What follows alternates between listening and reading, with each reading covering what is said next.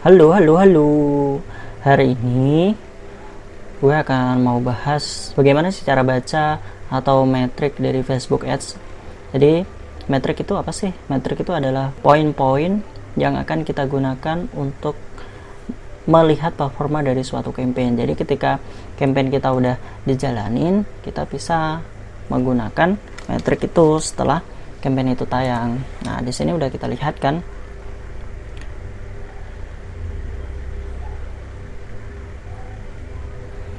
Ini sebenarnya contoh aja sih ya. Jadi kalian bisa ngelihat sih di sini.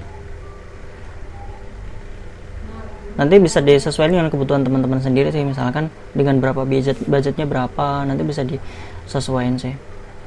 Dan di sini kita bisa lihat dulu panduan pertamanya di customnya. Terus abis itu di sini ada banyak nih, banyak.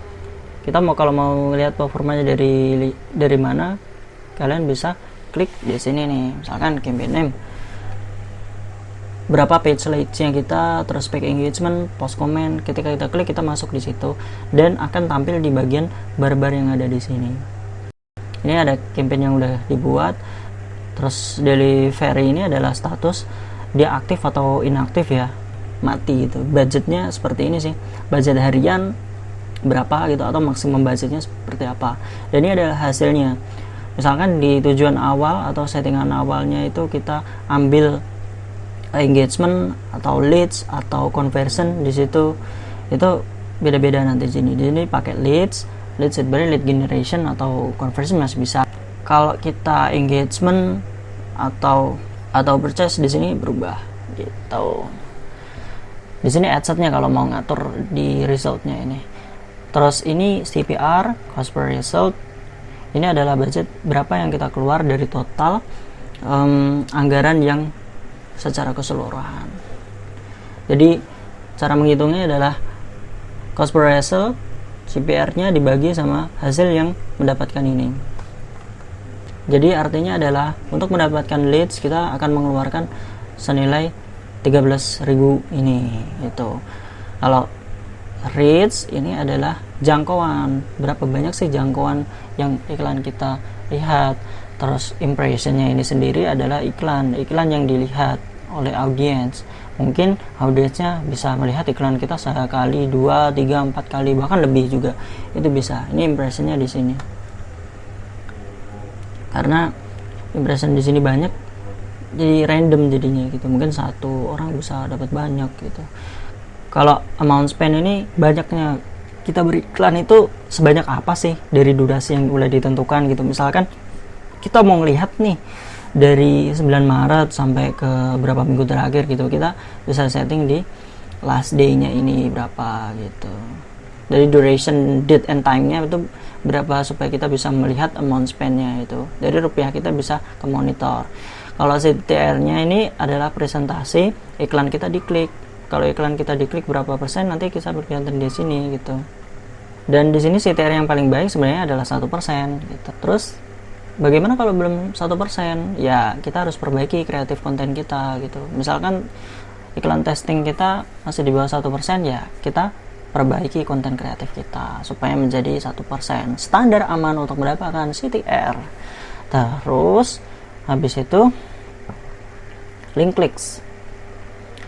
Link list ini adalah jumlah berapa kali klik kita untuk mendapatkan iklan kita yang diklik oleh audiens kita. Terus landing page view, ini adalah orang-orang yang ngeklik di website yang udah kita sediain tadi. Ini udah standar banget sih kalau kita pakai website atau landing page. Biasanya adalah user audiens yang udah ada di sini itu udah ketahuan semua di sini. Tapi kalau landing page-nya jelek, terus habis itu lama, loadingnya lama, nah bisa jadi itu orang-orang lost gitu. Jadi misalkan link kliknya ada segini, ya landing page yang datang ya jelek gitu. Ya minimal harus 50% di antara orang yang link klik itu 50%. Cuman ini lebih sih, ini lebih dari 50%. Cuman kalau kita mau meningkatkan dari landing page view ini, ya kita harus meningkatkan landing page-nya ini supaya lebih baik. Mungkin servernya harus diperbaikin, terus gambar-gambarnya, SEO, headline dan segala macamnya harus diperbaiki di landing page ini. Jadi misalkan di landing page-nya ada button yang bisa diklik.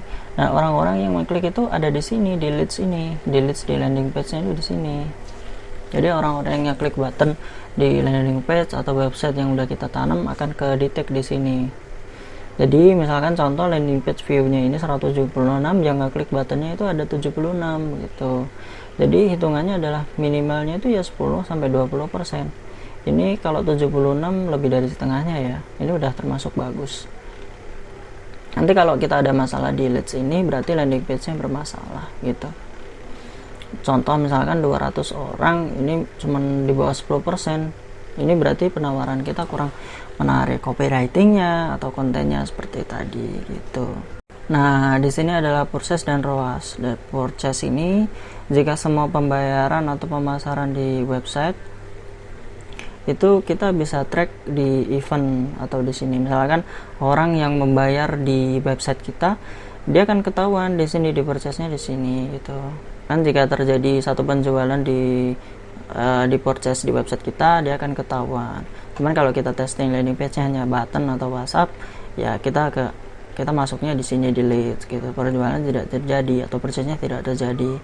Kalau teman-teman mau punya di sini terdapat nilainya, prosesnya di sini bisa dimasukin. Misalkan ada payment gateway-nya di toko online-nya, bisa di sini akan ketahuan purchase-nya.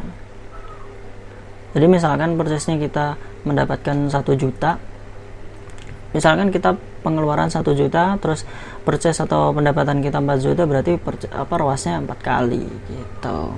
Oke, terima kasih udah nonton video ini. Semoga kalian bisa mengaplikasikan dan semoga kalian bisa menggunakan Facebook Ads secara lancar dan bisa membaca hasil yang udah kalian iklankan. Terima kasih, mohon maaf bila ada kesalahan. Terima kasih, bye.